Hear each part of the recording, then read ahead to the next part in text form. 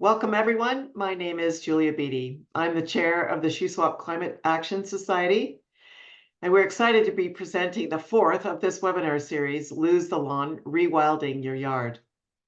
Before we get started, I just want to acknowledge that we are grateful to be settlers on the unceded and unsurrendered territory of the Secwepemc Nation. The objective of Lose the Lawn educational webinars is to provide you with the tools to transition your lawns into a diverse yard that addresses our changing climate, the need to conserve water, the desire to attract wildlife, and as well to grow food. Tonight, we're continuing that process and hope you learn more about how these objectives can be achieved. Let me remind you that recordings of previous webinars in this series are available on our website. Tonight's presentation is being recorded and we will include it on our website as well. Also, our presenter tonight will be providing me with some more information that we will also put on our website for your use there. We already have some great material there, so I urge you to check out the website. It's www.shuswapclimate.org. So without further delay, I'm going to introduce our speaker tonight, Mikaela Cannon. Good evening, Mikaela. Hi, thanks for having me. We're delighted to have you as our speaker tonight. Mikaela is doing her talk titled Rewilding Your Yard and Your Dinner Plate. Mikaela is from Armstrong, BC. She's a mother, a farmer, an author, an instructor who facilitates classes and workshops focused on responsible foraging and wildcrafting. Mikaela is an experienced wilderness guide with a passion for plants and their uses. Her educational background includes courses in herbal medicine, ethnobotany, anthropology, and biology. In this presentation, Mikaela will inspire us all to look at so-called weeds in our lawn in a whole different light, bringing her extensive knowledge to your backyard rewilding project. And I'll just add that one lucky registrant will win a copy of Mikaela's newly released book, Foraging as a Way of Life, a year-round field guide to wild plants. This one. Okay, over to you, Mikaela. All right, great. Thank you. It's great to see you all, and it's exciting to know that people are wanting to kind of think about how to create landscapes that have wild components in them. That's something that I just really cherish. And so I've put together a little presentation for you.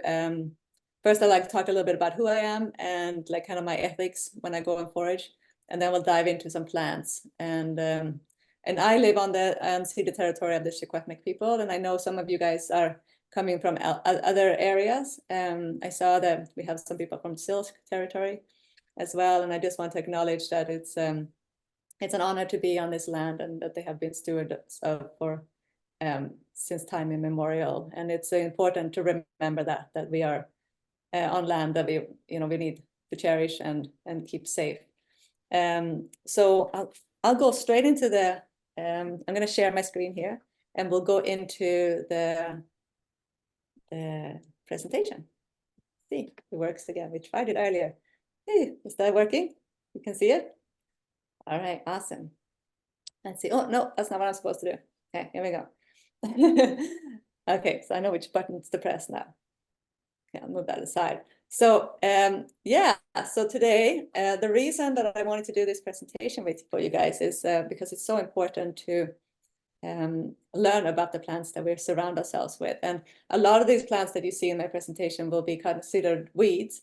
And some of them are invasive species. Actually, some of them might be invasive species. And there's some debate on, what we do with invasive species. But for me, the best thing you can do with invasive species is just to eat them. And then you don't have to worry about spraying them with poison. So we'll go in. So why wild? And as you can see it on the photos here, I have a bee there. That's actually an imported species, which is a honeybee. I didn't have a picture of a wild bee, otherwise I would have used that. But yeah, like the reason for leaving your yard wild, as probably most of you already know, is that we have then there's food for pollinators, and we have so many pollinators that rely heavily on native plants. And if they have food, then it's going to benefit all of us. So leaving those things, instead of like having a lawn that's very barren and not so biodiverse, we're going to be able to have beautiful species come into our lives. And this little deer is I almost stumbled upon when I was out in the forest. I had my notebook and I went to go and do some drawings of plants. And I went to sit down and I almost sat on it because I didn't see it. And it's just laying there. And I thought that was beautiful. And the basket up there is thistles. So there's two different kinds of thistles that grow on our farm. And they make those flowers. I pick them and I make jelly out of them. And it's the most delicious, most beautiful nectar-filled tasting jelly that you'll ever taste. It's amazing. So even if it's an invasive species, even if it's a plant that you kind of grown when you see coming in, a lot of them have like benefits that you can use them for. And the bumblebees love them. And the other pollinators absolutely adore them. So by creating these kind of environments that are not so manicured, there is space for a whole variety of species to live together. I took a little quote from one of the Okanagan Collaboration Conservation Program, and they're saying that the Okanagan region is an exceptional place with some of the greatest concentration of species and ecosystems in Canada.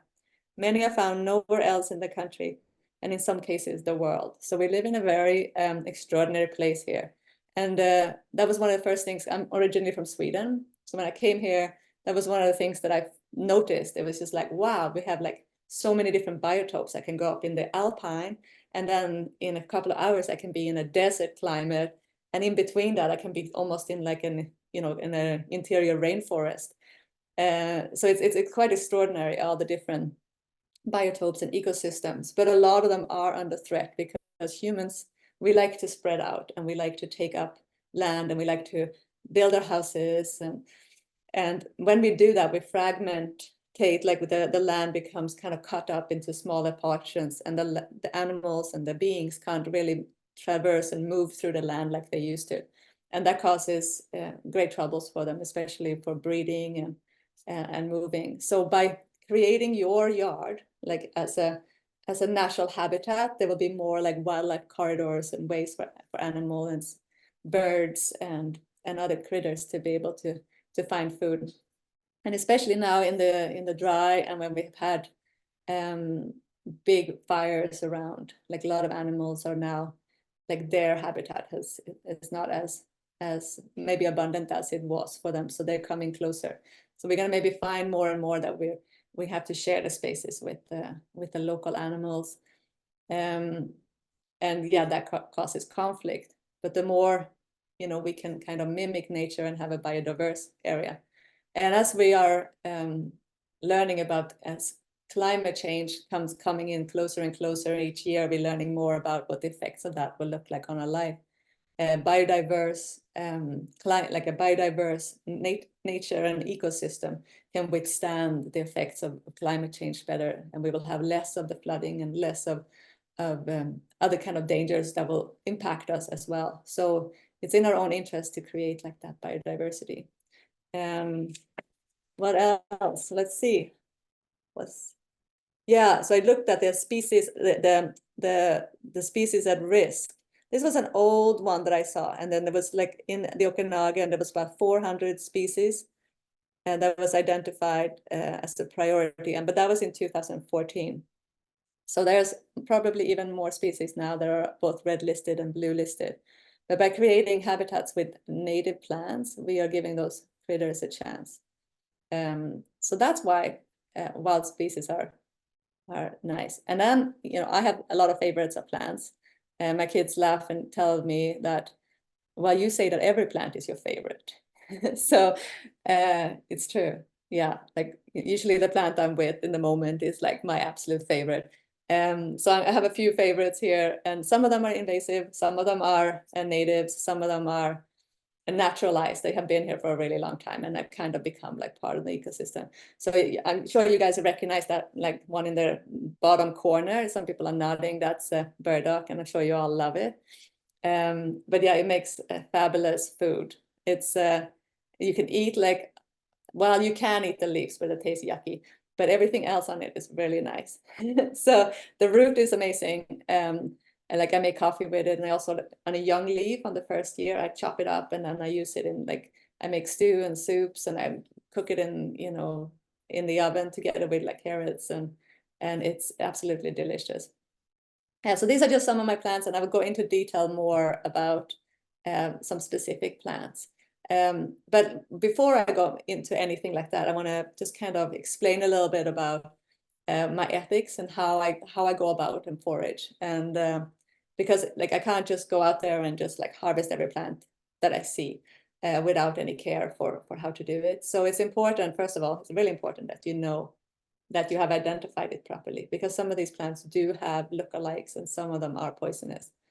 When I do classes for kids, I usually bring up like, why do we have to know how to identify plants? And all the kids answer in unison, because otherwise we're going to die, because that's what their parents have told them. So I nod and say, yes, you could die, because it's important not to just, oh, I'm just going to nibble on this and see how it tastes. You want to know what you're doing.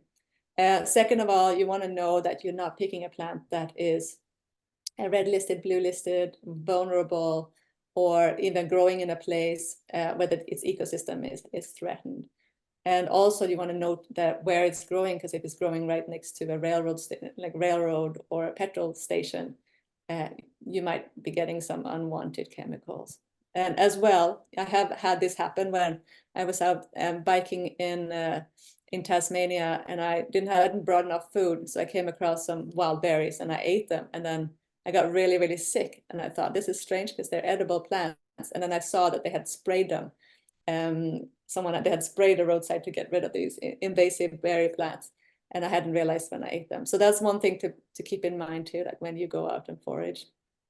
But to bring them into your own yard, and then you have a little bit more control over what you have. And I'm not saying that you guys should all plant like burdock and have like a burdock jungle instead of keeping a nice, you don't want to become enemies with your neighbors. So you want to bring in the wild in a way that is still is acceptable for your community. And then little by little, as they get used to it, you can bring in more wild.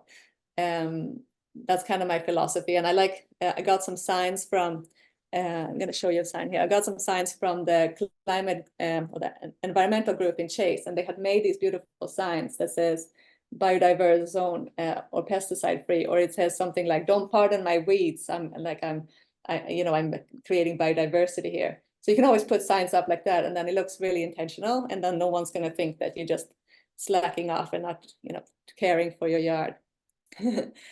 Sometimes I put little signs too. I put little signs like burdock, great for eating, just so people know, like, I haven't just left them there because I haven't gotten around to it. Like, I actually intentionally want them there. So that can help too. And I think just relearning like what a yard, what a garden is supposed to look like. I'm not a very good gardener, to be honest. Like, I'm very excited, enthusiastic early in the spring, and then as it gets warmer and warmer, my enthusiasm wanes, and then it's like more exciting to go to the beach. And so like, yeah, so my garden is often quite messy, and that's okay, because most of the things that come up in it is stuff that I like to eat anyway, so it doesn't bother me. But if you have a very sense of like an orderly sense, there are ways that you can kind of manage your wildness in a way that feels still kind of managed for you. Like, I don't really care about that, but I know that in some city yards, there have been people mentioned that if you have a whole city yard full of dandelions, for instance, someone will come and knock on your door and tell you to manage that. So it's a way of like, we have to kind of start thinking about what is acceptable, what is beauty, and how come we have these ideas that a big yard with just lawn, why do we think that is the idea of beauty, and and a perfect yard. And I mean, that came from back in the aristocrats from Europe. And that was a sign of wealth. The more grass you can have just for mowing, just showed other people that you were wealthy and you didn't need to grow food on it. I mean, I think personally that's a bit silly to just like show that you have so much money that you don't have to care for the land in a smart way. Like, I personally think it's a bit silly, and I think we've passed that when we need to show people just that we're wealthy. I think we can just like show people who we are instead of trying to kind of up one another by showing off our lawns. So yeah, so here let's go further into our any questions so far, and if you wanted to inject anything, Julia, feel free to kind of slow me down and pause me if there's any questions as they come up. All right, so dandelion. This is my daughter Lane. We have a field that is just basically filled with dandelion, and it's just the most beautiful things. The bees are all over it, and the kids are all over it. What we do is we pick the yellow flowers, we snip them off, and then we take them in, we wash them a little bit, because there's usually like tiny little bugs in them called thrips, little black kind of squirmy worms, like little flies. And so we kind of make sure we wash that out. Then we coat it gently in flour, and then we fry it in butter. And it is so delicious. It's the most amazing meal that you can have. It's the kids are just like, as soon as the dandelions come out, they just like go berserk and just pick this. And my father-in-law, when I first came to Canada, he used to go around and he used to dig up every dandelion in his yard. He had like this vendetta against dandelions. So one day I thought, you know what, I'm gonna just see if I can serve him this and see what he thinks about it. So I made this, and he was just like, what is this? This is so good. What kind of mushroom is it? And I said, well, it's a very rare species. It's called Taraxacum officinale. Not a lot of people have access to it, but if you like it, I can keep making them for you. And he's like, yeah, this is so great. And I said, if you stop digging up your dandelions, we can have them more, because this is what it is. It's dandelion. And after that, he actually stopped, persecuting the poor dandelions. So it's really delicious. Everything about the dandelion is fantastic. Like, you can eat the leaves, high in potassium, high in, what's the other one? Potassium, magnesium. Yeah, vitamin K. It's really lovely greens to have in your meals. I dry them, use them for tea. And as well, the root, we just eat them raw, or we eat them chopped up, grated, make them into like casseroles, and then we roast them and make coffee with them. And it's like everything about dandelion is fantastic. You can even eat the straws, the stems of them. Sometimes we take them, they're really long ones that have been growing in the shade, they're not as bitter, and we kind of parabole them quickly, and then we call them dandelion spaghetti, and we kind of mix them in with egg noodles, and they're kind of fun. And even the kids have actually been using the stalks as straws, because they're hollow in the middle. So you can, it does taste a little bitter, but if you like bitter flavors, it's a great way to use a straw that is completely, compostable afterwards. So that's dandelion, and it has a whole range of medicinal qualities. Like, it will help your liver and clean out, and the leaves will make your bile flow more, and your saliva, so you can break down things, and you're able to digest your food better. So yeah, it's a lovely plant. Oh, and we also make jelly, like marmalade with it. Chop up all the yellow parts, take the yellow parts away, and don't add the green things, but just take the yellow stuff, and then you mix it in. I mix it in with grapefruit or orange, and you can make like this really awesome marmalade kind of jam with that, and it's delicious. So there's so many fun things to do with dandelion. Like, what is there to not love? Like, why do people get so bent out of shape about dandelions in the lawn? I don't get it. So next plant is early blue violet, and they're just coming out now. And there's something really magical about these plants, because you go in and you in a patch of them, and you smell that violet scent, and then all of a sudden the smell disappears, and then a little bit later the smell comes back. And it's because there's receptors in our brain that can't, like, they get overwhelmed by the smell, so they shut down. And then after a little while, they get kind of charged again, and then you can smell it afresh again. So it's like you literally keep smelling a new smell. It's not the same smell like with other things, because they're so potent, and our brain just doesn't really know what to do with that. It's an interesting smell. And if you make jelly with these, or if you make like if you make jelly with these and you kind of soak them in water first, and then you get them the color going in the water, so it'll turn this beautiful kind of violetly color. And then like if you add lemon juice to that as you're making your jelly, it will turn instantly from kind of green bluish to pink. It's a really fun thing to experience. It's kind of chemistry, like you feel like you're just like, whoa, look at this. And it tastes really good. So with any plant that I harvest, before I go in and harvest, I sit down and I kind of take a stock and I see, okay, how many of these are there? Are there an abundance? Like how much can I take? And I want to make sure that I never take more than the patch can handle or the area can handle. If it looks like I haven't even been there after I'm done picking, then I know that I'm on the right track, and I know that I'm not going to harm. And this is really important, because it's not only do I like rely on this and want this to be in the future, and there's also other critters that rely on this, and there are other people who want to harvest, and it's just good ethical practice when you're foraging to always consider the species of the plant that you're harvesting, and how can I make it better for this species. So like it's a give and take, it's a reciprocity. So when I go out, and this is where in my talks I usually start, and then people get kind of like sometimes they think, oh, she's kind of weirding us out. She seemed normal initially, and now she's a little strange. I say like, okay, well, I sit down and I kind of have a little, I kind of chat with the plant, and I say, hey, is it okay if I harvest? I'm interested in, I'm going to harvest this for food or medicine.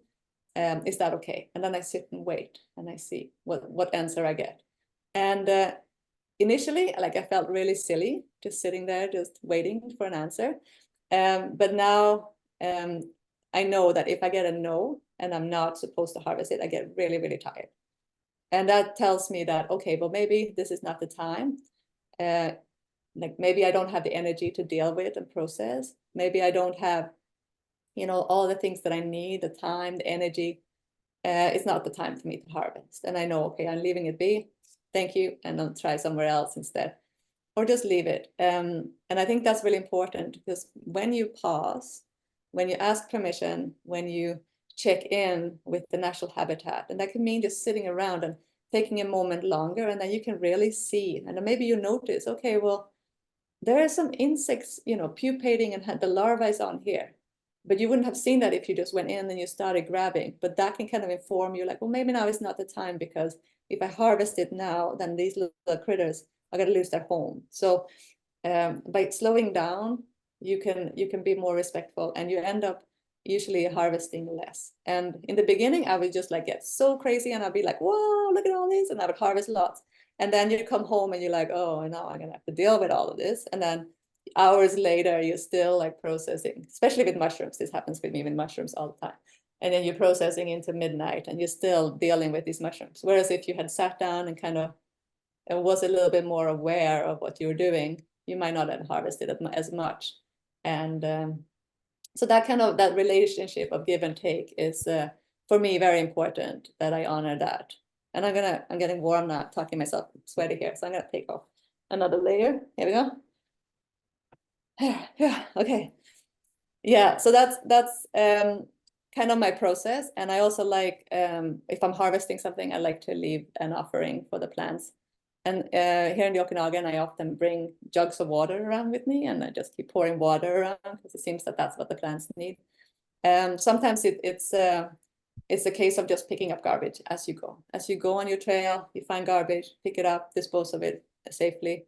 And also being like, the more you're out there with the plants, the more, they become very important to you. And it's like you get to know your neighbors, right? So, this, and if something is threatening the forest that you're walking in, you're going to be, hey, wait a minute, those are my friends. Like, I don't want them to be destroyed. I'm going to speak up for them. So you become like a spokesperson for your wild places.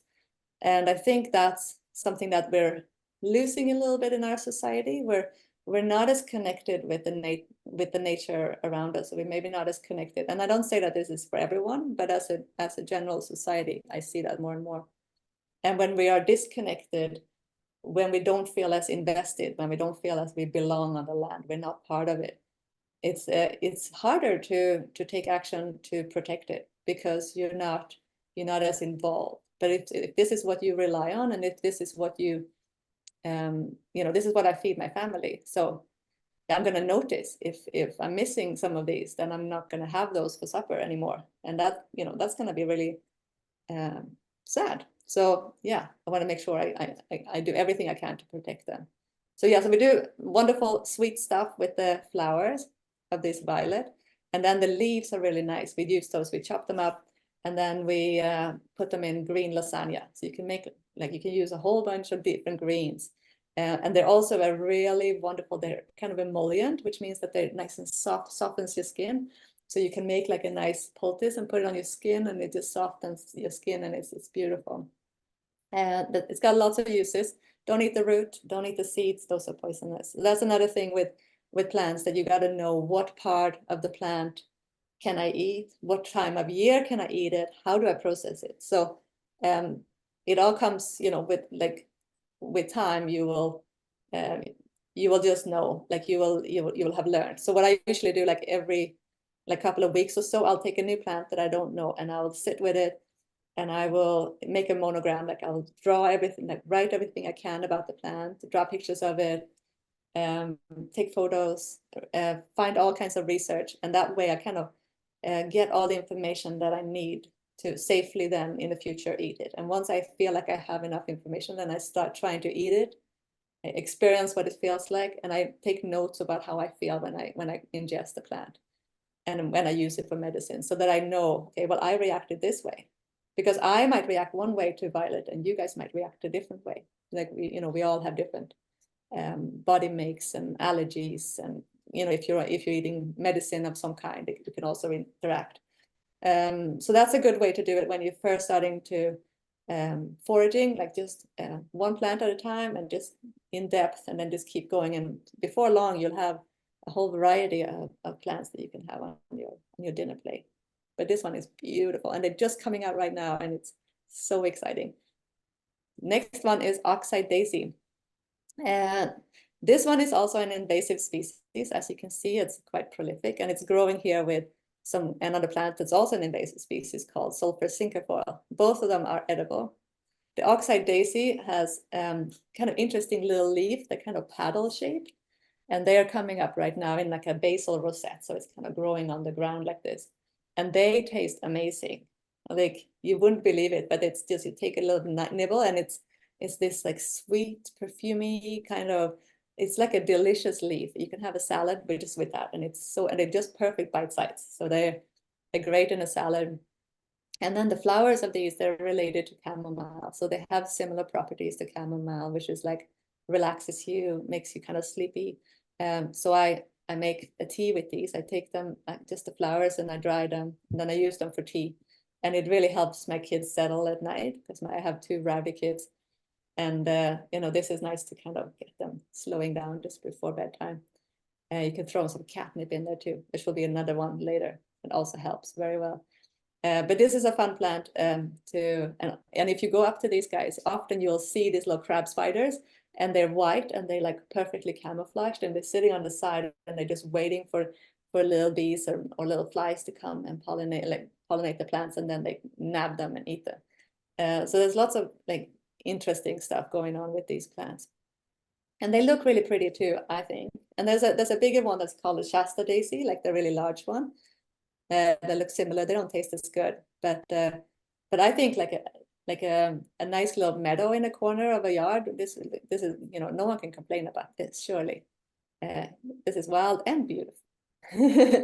So that's oxeye daisy, and let's see. So yeah, with the name, so I've written the regular name, the common name, and below it I've written the Latin names. And when you are foraging and you want to figure out what plants you have, it's important to also pay attention to the Latin name. because the Latin names are going to be the same across regions. So oxeye daisy is called, sometimes people call it poverty weed, or it has other names too. So if you're in a different region, you might be talking about the same plant, but you will have different words to use. But if you're using the Latin name, most likely you will be talking about the same plant, and you can kind of double check that you have the right species. Having said that, though, with Latin names, they keep changing them on us as well to make it a little more challenging. So this plant has been also called chrysanthemum, leucanthemum, and now it's called leucanthemum vulgare. So yeah, they keep switching it up too, but you will find that there's a couple of synonyms. And I find both the common names, the Latin name, as well as any indigenous names to be very interesting to learn about, because they always tell a story about where that name came from. And a lot of times they will tell a story about how it was used medicinally, or maybe how it was used for food. So anytime you see vulgare at the back of a plant like this, just means that it's normal, like common. So that's there's some clues into the plant that you can learn just from the names alone, which I think is super fascinating. All right, and here we got catnip, which is really nice to pair together with the last one. If you're unsettled and you can't fall asleep and you want to become more calm and relaxed, this one also helps to relax you. So this is part of the mint family, and any mint will have a square stalk. So when you feel it, it's kind of fuzzy, but you'll feel it will have a square stalk, and all the mints will have a square stalk. And then the flowers kind of look a little bit like that. They have this kind of interesting tubular type flowers. And this one does attract cats. You can see our cat in the background there, but not all cats act like crazy after catnip. It's actually a genetic thing. So some cats will get kind of high on catnip, and others it won't affect them at all. So it's completely genetically disposed for the cat. It doesn't do that to humans, but it can make you very drowsy and very relaxed. I make cookies with these. I take the leaves and I chop them up and kind of stick them into any like oatmeal cookies or sugar cookies, and they turn them kind of green, and they taste kind of minty, but in a more of a kind of green vegetable kind of minty flavor. And yeah, it tastes great. And we use this for a lot for tea, and I even like dry it and throw it into like pasta sauce and casseroles and all kinds of stuff, and even into bread, muffins. Yeah, and this one I find to be a really helpful aid if you're kind of coming down, you have a fever and you have maybe like a headache, and it's all connected to like you're coming down with a cold. So this one can kind of help to relieve pressures, like the headache pressures that can come from like if you're kind of too busy and you have like tension headaches. So this one can help a lot. And it can also help you with like colds and flus. So if you're having a flu when you're like achy body and you just need to sleep, this plant really helps. And it's pretty safe. I did not drink it while I was pregnant. I didn't feel comfortable having it while I was pregnant. I didn't like any mint when I was pregnant. So that's another thing. Like you always have to kind of make sure that you have you're checking in and seeing if is this going to be safe for me, like in the state that I'm in, or what I'm doing.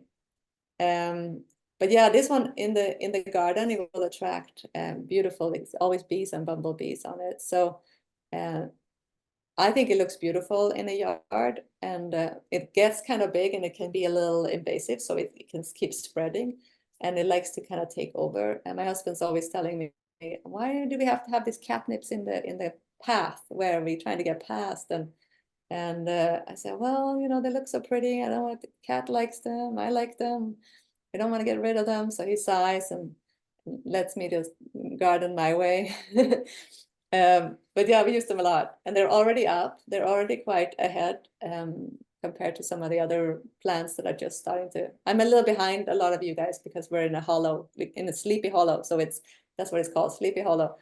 And so the sun doesn't come down here very much. So we're a little delayed on everything, but I have catnip, which is fantastic. Yeah, so that was catnip. And self-heal, same family.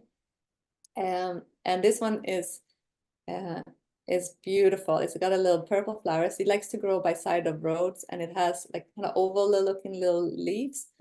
And this one has been like, it has so many names called self-heal, all heal. It's been highly praised by botanists for many, many years. And there are also some people who say that it doesn't seem to do anything. But then there are other people who say like this is like a very helpful like an immune booster, and helping with like even with like HIV and AIDS, and it has been used. And there's some good research saying that it has like quite a good antioxidants and helping your cells from like getting rid of a virus, as well as not the virus can't catch like the cells. So I personally like this one a lot for a tea, and I like it as it just seems to still and calm me. I just find it to be a real kind of nourishing plant when I'm kind of jazzed up and I feel like I got a lot going on, and I like just having a nice cup of tea of this, and it just seems really nourishing. And it's just beautiful too. I like it a lot.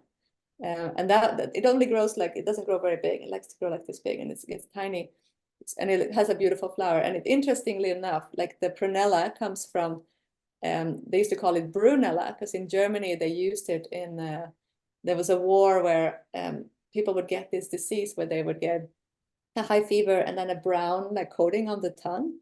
And so they were using this plant and then to break the fever and help these soldiers from not dying, but literally. And from there they call it brunella, which is like the brown of the tongue. Brown meaning, like and then interestingly enough, in Sweden, this plant is called brunört, which means like the brown herb. And it's kind of funny how the names keep traveling, and how this one has been used a lot. Like for hundreds of years, it's been used in herbal medicine. Yeah, I like it a lot. It looks pretty too. And then we have plantain, which I think most people recognize as just being there on paths. And this one, this one is the Plantago major, which is the European version, and then we have a Rugel's plantain, which is a native species. They look very similar. So the European version has a green stem, but if you look at the one that looks exactly the same, but it has a more purplish stem, then it would be the native species. And this plant is an amazing everything kind of plant. What we do with most of this one, the leaves are really good for bites, like mosquito bites, bug bites, stingings, like wasp stings. So you take a little bit of it and you chew it, and then you put it on where the sting is, and it takes away the pain, heals it, because it has something called allantoin in it, which is allantoin, which kind of heals the skin and helps the skin cells like regrow, and it's really quite effective. And it also soothes the skin and takes away the pain. So like for kids, knowing this plant and recognizing it and being able to like grab one of these when they got stung by a wasp and just quickly apply it, it's quite a lifesaver for our little ones. They know, like, they don't get scared when they get stung, because they just, let's go get a plantain leaf. And you can eat the leaves when they're young. I tried one time to do like what I do with the little leaves. I kind of chop them down and put them in a green lasagna. But I tried one time to make the really large old leaves, and I tried to make kind of dolmades with them, and like I rolled them up and I cooked them a bit and I put them in the oven, and they tasted great. But they have these see if you can see you see my little, so they have like these veins, and they're quite stringy. So if you do that, you're gonna end up with like the parts in between the strings taste great, but the strings are almost impossible to chew through. So don't do that. That was one of those learn by doing experiences. But yeah, they're a tasty plant. And what we do also, we eat these things. This is a young. Can you see that? Like when I use the mouse, the marker? Yeah, you can. So those ones are the young seed pods, or like flowers. And when they're young like this, you can just like put them in water, a little bit of salt, and then we eat them like fairy corn, we call them, and you just kind of nibble it off and eat it, and they taste pretty good. And then a little later on in the year, they will have seeds in them with a seed, like a husk around them. And so we shave those off, we grab those and we dry them. And then that is like high in protein. And the husk is the same basically as you would buy in the health food store called psyllium. So it's a really good fiber. So what this plant does, which is super cool in my opinion, is that it will the seeds will have oils to help like lubricate so that you can go to the bathroom easier, and the psyllium will give bulk, so they kind of work together to help like get rid of and create like a good healthy digestive system for you. So it's quite a remarkable plant for all those reasons. And I throw these seeds in bread, and it's a good source of protein. And this one is very common. You'll see it everywhere. Once you start recognizing it, you'll just see it everywhere. And there's not a lot that you can really mistake for this one. That was plantain. And then we have mullein, and it's super cute little, I think there's a little weevil there inside the mullein. So you'll see that you have the really big fluffy leaves, the ones that are like velvety. And then you have this huge flower stalk with yellow flowers. And they like to come up in places where that's been kind of disturbed a bit, and they like in places where there's been a fire. They like, like if you have an old fireplace, like they will come up there. And they have thousands and thousands of tiny little seeds, so they're quite prolific. And this plant, I use the leaves for especially for lung and chest aches and pains. So if you have like a cough, that you can't quite get rid of, it's like a really happy cough, the mullein leaves are really good, like to make a tea out of and drink. You gotta make sure you strain it through like a coffee filter or something, because they have little hairs on them that don't feel really good digesting.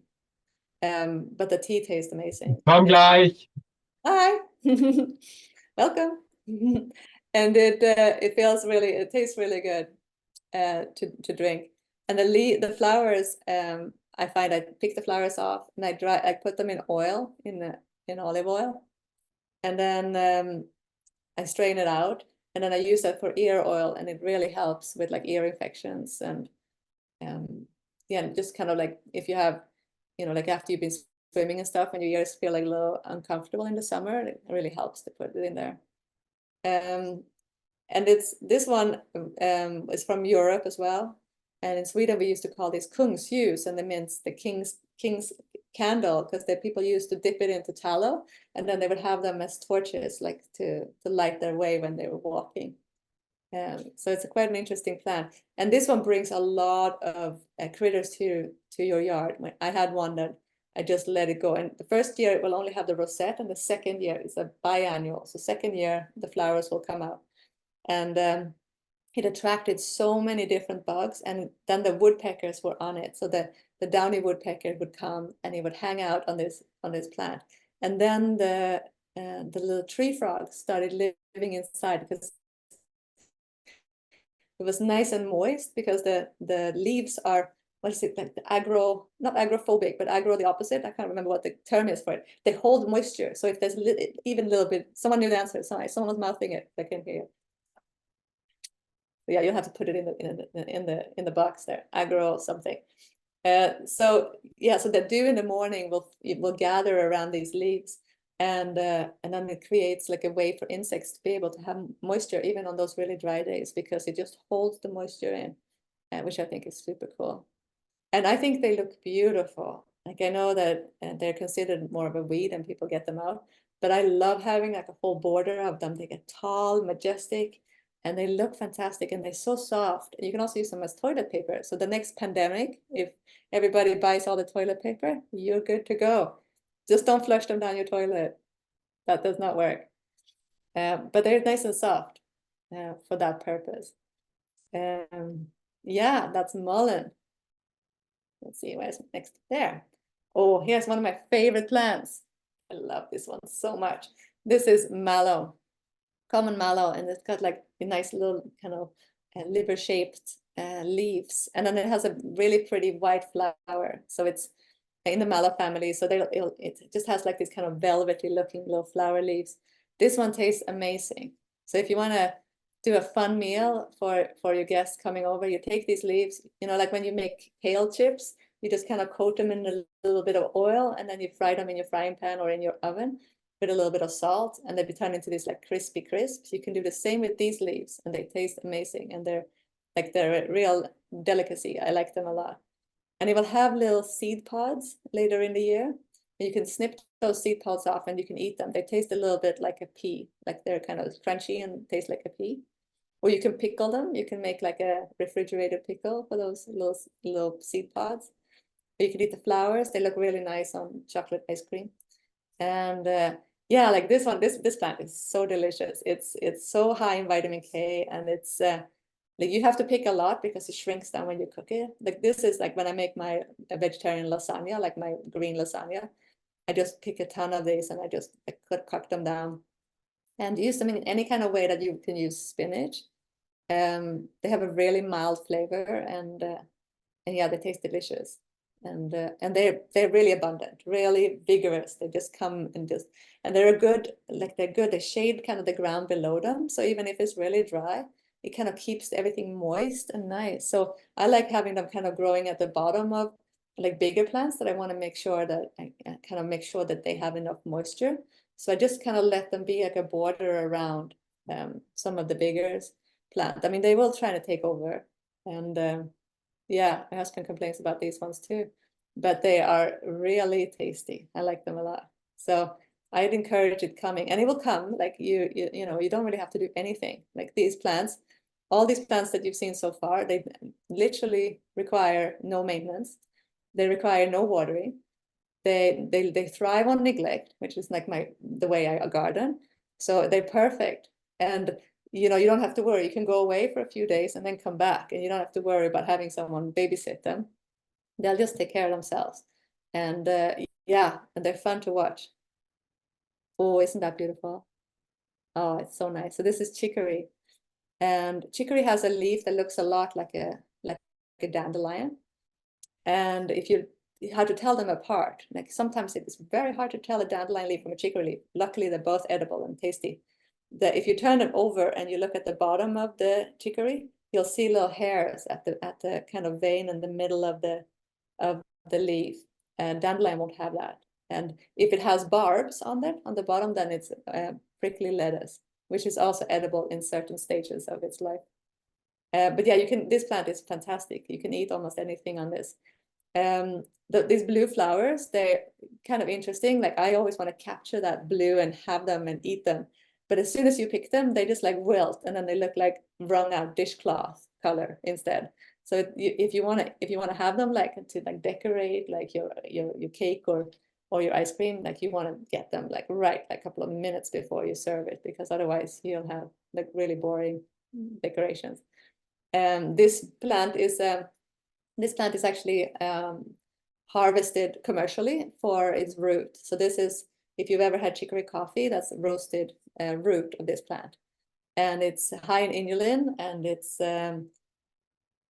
absolutely delicious tasting. It's like when I roasted like the chunks, like I usually don't end up keeping them for very long because everybody just eats them up. They taste so sweet. It has a really high sugar content. I can't remember how, but yeah, like it's literally, I think it's maltol. Can that be maltol? I should double check that. But it's got a sweetener in and of itself, which makes, like when it's roasted, it turns really sweet, which is delicious. So the roasted root, you can just eat them for snacks. Like I sometimes chop them up, roast them, and then throw them in like power bars and energy bars and muffins and stuff. And then you can have your coffee with it. I had some coffee this morning with chicory and cleavers seeds, roasted cleaver plant or seeds together with this. It's a great combo for a coffee. But yeah, this plant is fun. It grows usually, you'll see it being with this beautiful flower in the fall. It will be around the sides of the roads a lot. And the Swedish name for this one is actually vägvårda, which means the one who cares for the roads, kind of the one who flanks the roads and care for them. I think that's just pretty. So this is a fun plant to know. So when you want to eat it, like you can have right now, the leaves are coming up and they're really delicious. and they are super helpful for your liver, to cleanse your liver. The bitterness that you feel is, you want to be able to taste that bitterness, because that kind of helps to get all the juices going, and it actually cleans you out, like it cleans any kind of toxicity in your body. And then a little later in the year, I like to harvest my roots in the fall, because then after the flowers kind of died down, and I had saved a bunch of chicory in a spot in my garden. I was so excited. I was going to eat them early spring. And do you think there were any left when I came and tried to get them in like March? No. The pocket gophers had eaten them all. The stalks were still there, and I would just lift them up and there would be nothing underneath. The pocket gopher got there first, because they are sweet and they are tasty. So yeah, absolutely fun plants. I love it so much. And then we have purslane, and purslane is an interesting plant. And I think plants like these one will find that we will come to rely on more and more as we get into hotter climates, as we get into more climate change. This plant has an ability to use something called crassulation acid metabolism, acid metabolism, CAM way of, instead of it having open its pores and doing its photosynthesis and getting the carbon that it needs during the day when it's really hot, it can choose. If it's a really dry period, it says, hey, you know what? Let's conserve some water. Let's be smart about this. And it chooses to instead open its pores during the nighttime, when it won't lose as much water, and it will get its carbon dioxide that it needs for its processes. And it kind of seems to be able to determine what it wants to do depending on how long of a drought it is, and which I think is, fabulous, very smart. So this plant is someone who's going to be around to help us when we need it as it gets hotter. This one also has omega-3 in it, which is kind of unusual for plants. And it tastes amazing. It's like nice, kind of succulent and kind of juicy. And it has a little bit of a salty flavor and a little bit of a kind of sour flavor. And it seems to be more sour the more dry it is. I eat a ton of this plant. I think it's absolutely fabulous. And sometimes I mush it down and put it on like skin if you've been sunburned. It just feels really wonderful. And interesting with this plant, it has a nice extensive root system. So it holds moisture and it helps other plants to kind of gain access to moisture that they wouldn't otherwise get. And it can hold the soil because it becomes like a ground cover. So after you harvest something, you can see it kind of coming in and taking over. Usually after we harvest our garlic in the fall, this plant comes in and just kind of takes over and blankets that, which I think is excellent, because then, now the soil isn't going to just blow away and something's growing there. So this is a great plant. And a lot of the other plants that, like say dandelion too, they will make like really long taproots, and those taproots, they kind of help other plants to have more access to further down and more nutrients. So the plants kind of work together. And I know we're often taught that they're competing against each other, but what if we're wrong? What if they figured out how to, to collaborate and communicate and work together? And it's just us humans that think we're all have to, be working, we're having to fight against each other for resources. Maybe it doesn't have to be that way. Maybe we can just work together and everybody gets the best deal.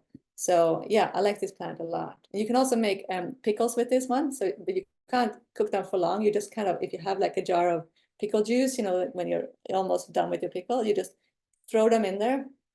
And then after a couple of weeks or so, they will have taken on that pickle juice, and then they taste like, pickle. They're a little slimy, but nice. I like them.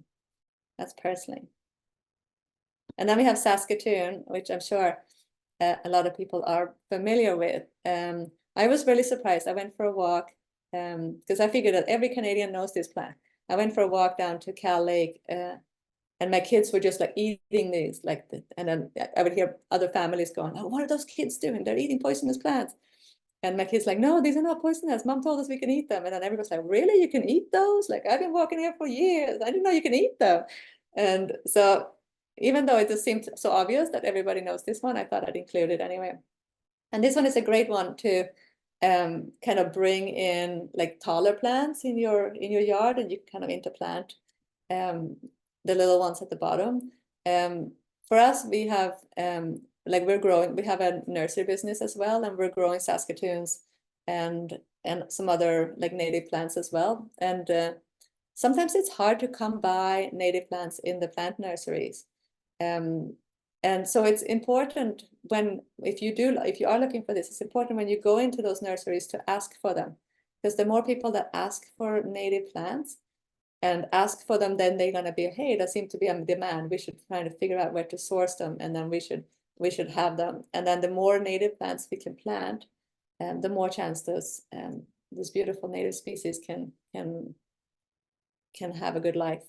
And so every year when the Saskatoons come, that we have bears coming around, and they were there first, so they have first dibs on the Saskatoons. And I think that's important to recognize that, like, the bears were here before us, and they should have a right to eat. So, because a lot of people get kind of upset when the bear comes into their yard and moves. I mean, I live in the countryside, where there's more land for the bear to roam. But I feel like often as humans, we have like this sense of entitlement where we like, hey, that bear came into my yard and ate my berries. Well, actually, like, the bear has been, its family has ancestry here for way longer than I have been on this land. I mean, I've only been on this land for 12 years. But the bear, I have histories from the guy who lived on this property, and he grew up here, and he's been here since, his family has been here since the beginning of last century. And they say that there's been a bear family coming for all those years, and I'm sure they're all related. And then if we talk about, the First Nations people, then it's not just 100 years, then it's thousands of years. So it's important to take that into perspective and recognize that. So with Saskatoons, they have a little bit of cyanide in them, in the leaves. And it seems when it's dry, when we have drought, they get higher concentration of cyanide in them. So like, just like an apple seed has cyanide in its seed, and so does the Saskatoon. But it's, I haven't heard of anyone who's been eating Saskatoon berries and swallowed a few seeds and who have gotten sick from cyanide. So I think we're all safe. But just something to bear in mind, that the concentration of the cyanide will be higher in long drought, especially if you have animals like your horses or something eating them. Yeah, what else about Saskatoon? Yeah, they're amazing. And then Oregon grape. I really like this one. This for me is like the epitome of Okanagan. When I see this plant, this is it's just such a fun plant. And this plant has multiple uses for medicine and multiple uses for food. The berries make one of the best jellies that I have ever tried. Together with a black hawthorn, they usually seem to be ripe at the same time. You make a jelly with the black hawthorn and the Oregon grape, and it's just the right sour, the right sweet. It's just really delicious. And it's also high in antioxidants. And then for medicine for this plant, lower down on the stalk of the Oregon grape, if you scrape it a little bit, you'll see that it's really, really yellow underneath. And that really, really yellow stuff is what is quite potent as an immune booster. In a similar way to echinacea, like it will kind of help you. But one thing that I find it even more helpful for is, say, you've eaten something and you think, oh, that was something, it's a little bit off. I'm not sure, how I'm going to deal. You take a tincture of like a couple of drops of tincture made from the bottom bark, like the inner bark, the yellow, the really like bright yellow inner bark. And that stuff will help kind of neutralize, and it can help with giardia, and it can help with stomach bugs and stuff like that. And it's really quite effective. It also helps to kind of stop a cold in its track. You just chew a little bit on it. A lot of people go out and harvest the root, because usually the Oregon grape root is where it has more of a potency of the medicine. For me, I don't like harvesting the root because I'm damaging the plant. So I like to harvest like the lower branches, because they have also the yellow stuff that's really helpful. Maybe it's not as potent, but it seems potent enough for me, and I'm not harming the plant. I'm not digging up and I'm not hurting it. And it can really like easily recuperate from like one branch being taken. And they make really beautiful wreaths too in the winter time to like for Christmas decorations. Yeah, let's see. I was talking. Oh, I'm at 8 o'clock. Oh goodness, time flew by. I think that was my last slide. So yeah, so if you want to learn more about foraging, and yeah, I have upcoming workshops all around the area, and I teach these classes. So if you want to, if you want to go on a website, and if you want to be part of the newsletter, then you'll get like in your inbox when I teach classes, and you'll find more information about my book. I'll be selling the books on all the classes that I'm doing, and it's got 60 plants in this area that you can forage all throughout the year. So it's got 5 plants every month that I harvest and forage for, and then feed my family. And so that's kind of how I start trying it on myself, test it on myself. I'm okay, I survived. I tested on my husband, he's okay, he survived. Then I tested on my kids, and after that, that's when I tested on people that come to my classes. Don't worry, it's gone through a very serious scientific research method before you guys get to try anything. And when you come out to my classes and workshops, you get to sample some of the wild goodies that we eat. Any questions? Any thoughts? Yes, we do have a question. Tell me. And it's a great question. Okay, so Sue would like to know if the recipes that you were talking about are in your book. A lot of them are. And here's a little disclaimer. So when I write my recipes, it's usually a few days after I made a recipe. So I'm always remembering exactly how much I put in.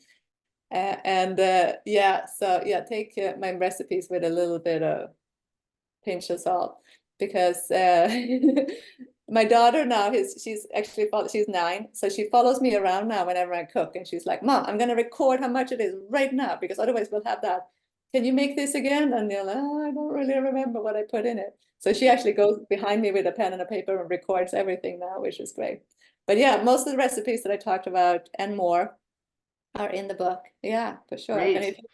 And if you have any thoughts on them, I'm happy to, like, if you want to email me too, I'm happy to share, for sure.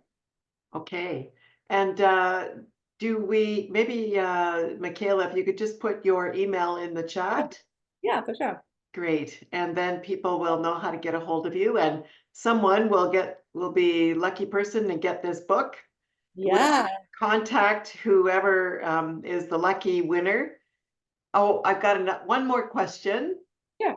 How is wild ginger? What parts and how to cook it? So any comments on wild ginger? For sure. Yeah. So wild ginger here on the west is, I'm going to close this down. So, wild ginger on the west is, you can eat both the leaves and the root or the rhizome here. But if you go to the east of Canada or the States, then you can't eat the leaves. Well, some people eat the leaves. Other people say that they can make you sick.